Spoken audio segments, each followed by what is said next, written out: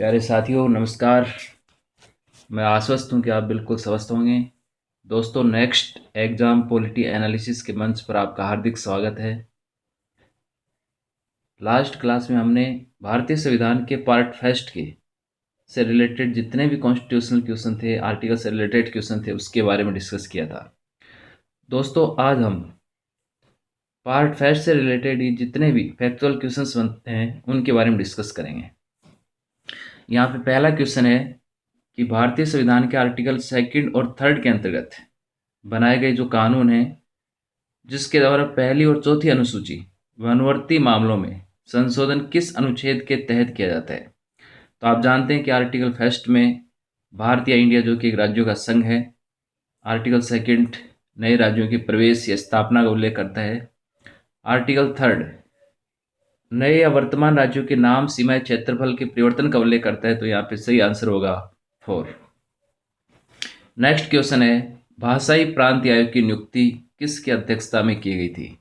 दोस्तों, आप जानते हैं कि भारत जैसे स्वतंत्र हुआ उसके सामने एक चुनौती थी, और खास करके भारत के दक्षिण भाग से मांग उठने लगी कि भाषा के आधार पर राज्यों का पुनर्गठन होना चाहिए। उस समस्या का समाधान करने के लिए तत्कालीन सरकार ने एक भाषाई प्रांतीय आयोग का गठन किया, जिसकी नियुक्ति किसके अध्यक्षता में की गई, ये यहाँ पे पूछा गया है। तो यहाँ पे ऑप्शन हैं पंडित जवाहरलाल नेहरू, सरदार वल्लभ भाई पटेल, पट्टाभी सीतारामैया। दोस्तों, इसका सही आंसर है एस के दर।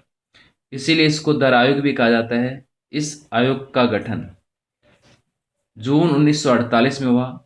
इन्होंने अपनी रिपोर्ट दिसंबर 1948 में अपनी रिपोर्ट दी, और रिपोर्ट में स्पष्ट किया कि किसी भी कीमत पर भाषा के आधार पर राज्य का गठन नहीं होना चाहिए, जिसके कारण और ज़्यादा वहाँ पे दक्षिण भाग में असंतोष पैदा हुआ। और उस असंतोष को समाप्त करने के लिए तत्कालीन कांग्रेस सरकार ने एक समिति का गठन किया, जिसका नाम रखा गया भाषाई प्रांतीय समिति। तो दोस्तों, यहाँ पे भाषाई प्रांतीय समिति कितने सदस्यीय थी, तो यहाँ पे ये ऑप्शन हैं 2, 3, 4 या 5। तो आपने अभी अभी पढ़ा है कि ये पंडित जवाहरलाल नेहरू, सरदार वल्लभ भाई पटेल और पट्टाभी सीतारामैया तीनों ही सदस्य भाषाई प्रांतीय समिति के थे। तो यहाँ पे भाषाई प्रांतीय समिति 3 सदस्यीय थी, इसीलिए इसको अपन जेवीपी समिति भी कहते हैं। पंडित जवाहरलाल नेहरू, सरदार वल्लभ भाई पटेल और पट्टाभी सीतारामैया।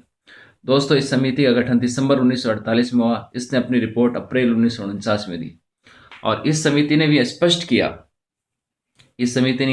किया कि भाषा के आधार पर राज्यों का गठन नहीं होना चाहिए। लेकिन उसी समय कांग्रेसी कार्यकर्ता पोटी श्री रामल्लू ने ये मांग की कि भाषा के आधार पर राज्य का गठन होना चाहिए। इस मांग को लेकर के उन्होंने भूख हड़ताल की, और 56 दिन की भूख हड़ताल के बाद उसकी मृत्यु हो गई, जिसके कारण कांग्रेस सरकार को मजबूरन पहली बार भारतीय क्षेत्र में भाषा के आधार पर राज्य का गठन करना पड़ा। तो यहाँ पे क्वेश्चन है कि भाषाई आधार पर सर्वप्रथम किस राज्य का था, कौन सी भाषा के आधार का गठन हुआ था। तो भाषाई आधार पर सर्वप्रथम आंध्र प्रदेश राज्य का गठन हुआ, मद्रास से तेलुगु भाषी क्षेत्र को अलग करके। तो यहाँ पे आंध्र प्रदेश का और तेलुगु भाषा के आधार पर। यहाँ पे दोस्तों, इसका सही आंसर है आंध्र प्रदेश और भाषा तेलुगु। इसी प्रकार दोस्तों, यहाँ पे नेक्स्ट क्वेश्चन है, निम्नलिखित में से कौन सा सदस्य फजल अली आयोग या राज्य पुनर्गठन आयोग का नहीं था। तो देखो, यहाँ पे जो फजल अली आयोग है उसी को राज्य पुनर्गठन आयोग कहते हैं, और इसका गठन दिसंबर 1948 में हुआ, दिसंबर 1953 में हुआ।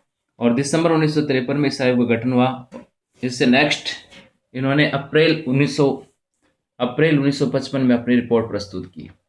यहाँ पे जो फजल अली आयोग है ये 3 सदस्यीय आयोग था। तो इसमें फजल अली इसके अध्यक्ष थे, K M Panikkar, H N Kunzru इसके सदस्य थे। इससे क्वेश्चन आपसे ये पूछा गया कि निम्नलिखित में से कौन सा सदस्य फजल अली आयोग का सदस्य नहीं था। तो यहाँ पे सही आंसर होगा एच आर भारद्वाज। और ये वो पहला आयोग था जिसने स्पष्ट किया कि राज्यों का गठन भाषा के आधार पर किया जा सकता है। लेकिन इस आयोग ने भी एक राज्य एक भाषा के सिद्धांत को अस्वीकार किया था, और इन्होंने यह स्पष्ट किया कि अगर किसी भी राज्य का गठन होता है, यानी भारत के राजनीतिक मानचित्र का जो पुनर्निर्धारण होगा, उसमें राष्ट्र की एकता और अखंडता को प्रमुखता दी जानी चाहिए। इससे नेक्स्ट क्वेश्चन है, फजल अली आयोग के गठन से पूर्व भारतीय क्षेत्र में कुल कितने राज्य तथा केंद्र शासित प्रदेश थे? तो दोस्तों, फजल अली आयोग का जो गठन हुआ था उससे पूर्व भारतीय क्षेत्र में कुल कितने राज्य और केंद्र शासित प्रदेश थे? यहाँ पे चार ऑप्शन अलग अलग इशारा करते हैं। 29 और 7 की बात करें तो 31 अक्टूबर 2019 से पहले की स्थिति ये थी कि भारत में 29 राज्य और 7 केंद्र शासित प्रदेश थे।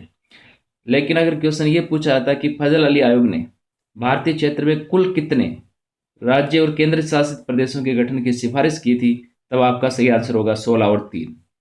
इसी प्रकार कितने थे फजल अली आयोग के गठन से पूर्व या 1 नवंबर 1956 को?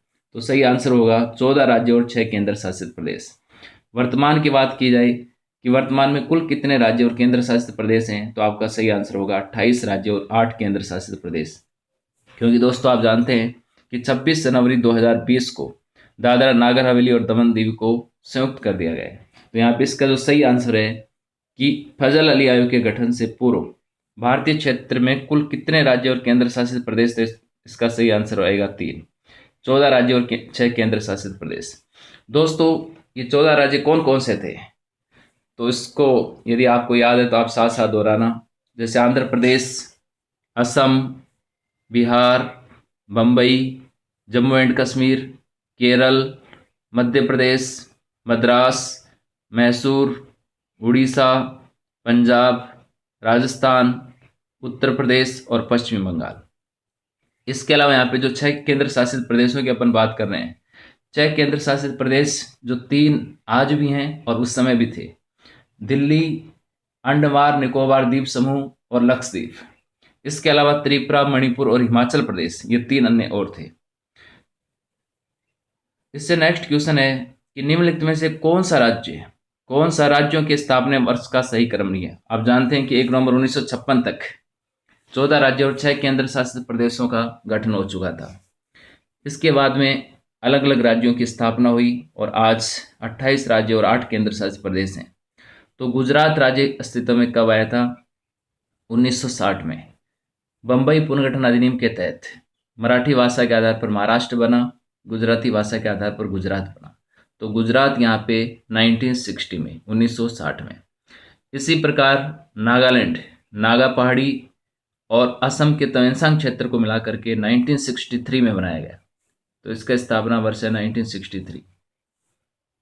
हरियाणा पंजाब पुनर्गठन अधिनियम के तहत पंजाबी भाषा के आधार पर पंजाब, हिंदी भाषा के आधार पर हरियाणा गठन हुआ 1966 में, 1 नवंबर 1966 को। हिमाचल प्रदेश पहले केंद्र शासित प्रदेश था, उसके बाद इसको राज्य का दर्जा प्राप्त हुआ 1971 में। इसी प्रकार सिक्किम आप जानते हैं कि भारत स्वतंत्र हुआ उस समय इसके ऊपर चौग्याल वंश का शासन था, और जैसे ही भारत स्वतंत्र हुआ चौग्याल वंश यहाँ पे इसके जो रक्षा, विदेश और संचार मामले थे वो भारत ने अपने उत्तरदायित्व में ले ली। इसके अलावा यहाँ पे सिक्किम के नागरिकों ने भारत में शामिल होने की इच्छा जताई, तो 35वें संविधान संशोधन के तहत इसको सह राज्य के रूप में शामिल किया। इसके बाद इसको पूर्ण राज्य के रूप में 36वें संविधान संशोधन अधिनियम 1975 के तहत शामिल किया गया। तो इस प्रकार से इसका जो सही आंसर है स्थापना वर्ष का 3-1-2-5-4, यानी कि सेकंड ऑप्शन है वो बिल्कुल सही है। मिजोरम, अरुणाचल प्रदेश और गोवा राज्य के रूप में किस क्रम में अस्तित्व में आए थे? तो आप जानते हैं कि मिजोरम, अरुणाचल प्रदेश और गोवा, इससे संबंधित संशोधन भी पूछा जाता है। मिजोरम से संबंधित संशोधन है 53वां, अरुणाचल प्रदेश 55वां और यहाँ पे गोवा है 56वां संशोधन। तो यहाँ पे जो मिजोरम, अरुणाचल प्रदेश और गोवा, इनका सही क्रम है 23, 24 और 25, यानी 23वें राज्य के अस्तित्व के रूप में मिजोरम, 24वें राज्य के रूप में अरुणाचल प्रदेश और 25वें के रूप में गोवा अस्तित्व में आया था। तो यहाँ पे सही आंसर होगा आपका 23, 24, 25 बी। नेक्स्ट क्वेश्चन है कि निम्नलिखित राज्यों के नाम परिवर्तन से संबंधित सही कथन है। तो कब किस राज्य का नाम बदला गया था? तो आप जानते हैं कि संयुक्त प्रांत का नाम बदलकर उत्तर प्रदेश किया गया 1950 में। मद्रास का नाम बदलकर तमिलनाडु 1969 में किया गया। मैसूर का नाम बदलकर कर्नाटक किया गया और लंका द्वीप, मिनिका या मिनी द्वीप समूह का नाम बदलकर लक्षद्वीप 1973 में किया गया। इसी प्रकार दोस्तों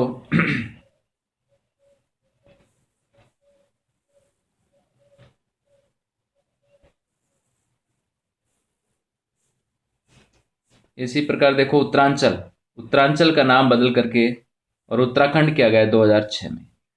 पांडिचेरी का नाम बदलकर पुदुचेरी किया गया 2006 में, और उड़ीसा का नाम बदलकर उड़ीसा 2011 में किया गया। तो यहाँ पे ये सही, सभी आंसर सही हैं कि सभी का नाम और स्थापना वर्ष कब कब किया गया था।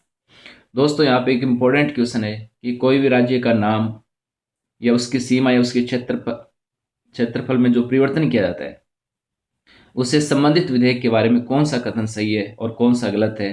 तो यहाँ पे जितने भी कथन है वो सारे के सारे सही है। तो यहाँ पे फर्स्ट जो कथन है कि ऐसा विधेयक संसद के किसी भी सदन में प्रस्तुत किया जा सकता है। तो आपको ध्यान रखना है कि राज्य के नाम सीमा परिवर्तन से संबंधित विधेयक आप संसद के किसी भी सदन में रख सकते हैं। संसद में पेश करने से पूर्व इसको राष्ट्रपति की पूर्व मंजूरी की आवश्यकता भी पड़ती है, और राष्ट्रपति इस विधेयक को अपनी संस्तुति देने से पहले संबंधित राज्य के विधानमंडल के पास भेजता है और निश्चित समय निर्धारित करता है, उसी समय में उस राज्य के विधानमंडल को वापस लौटाना पड़ता है। हालांकि राष्ट्रपति राज्य विधानमंडल के द्वारा दिए गए मत को मानने के लिए बाध्य नहीं होता है। तो यहाँ पे इससे संबंधित ये सभी कथन है, तो इसका सही आंसर होगा फोर्थ।